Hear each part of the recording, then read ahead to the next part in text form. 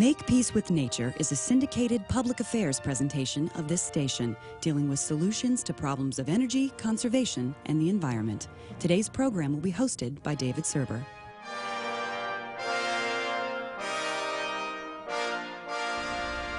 Hello, and welcome to Make Peace with Nature. This is the second program which will highlight the goals and accomplishments of young men and women who belong to a group called Green Explorers. Organized by the Boy Scouts of America, the Explorers are open to men and women between the ages of 14 and 20 who need not be Boy Scouts, but follow the organizing principle or motto, quote, changing the present for a greener future. In our area, they work under the supervision and encouragement of the Isaac Walton League of America, and it is fair to say they not only bring energy and spirit to the task of a cleaner community, but a list of accomplishments which offer hope. To describe the work of the Green Explorers, it is a pleasure to welcome to this program the youngest person ever to appear, 14-year-old Samantha Sam Burton, an award-winning young woman who recently was honored for her work by the Greater Cincinnati Earth Coalition. She tells me, and I quote, "The earth is so fragile, so important. What excuse do we have not to help save it when it's as easy as volunteering, being determined, and spreading the word?" End quote. We are honored to have her help spread the word by appearing on Make Peace with Nature. More after this.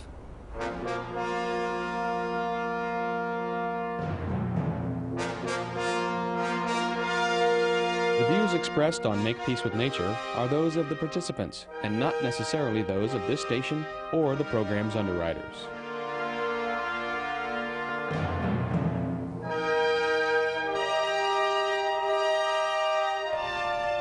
Ah, to be young again, the red sweet wine of youth.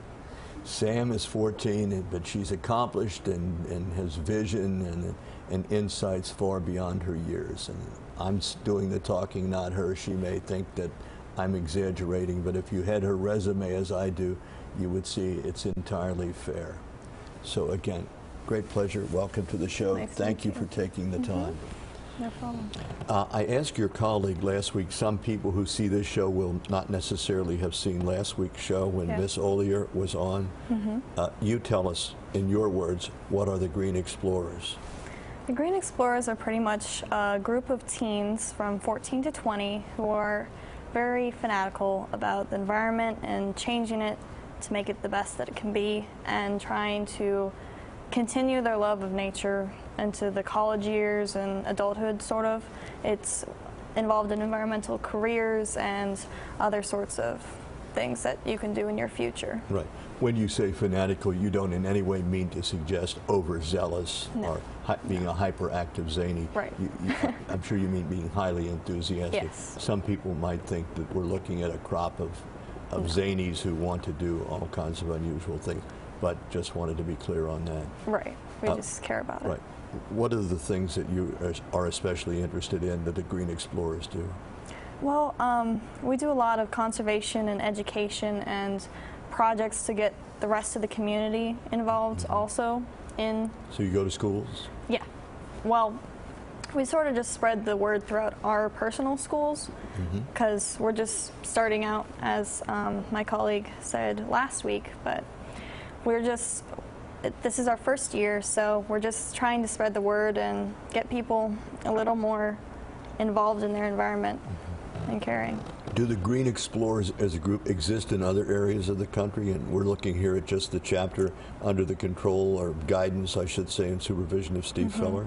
This is the first environmental group So I believe in the country. Okay, so there are no other Green Explorer groups in D.C., Seattle, anywhere else? This is uno numero? Yes. Okay.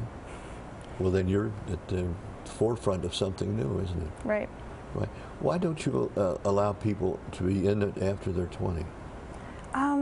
After they're 20, it's not so much education about a green career as Green Explorers talk about, trying to get new people interested in careers. It's more, after you're 20, you've pretty much decided on what career you're going into, and you're in college, at least most people are.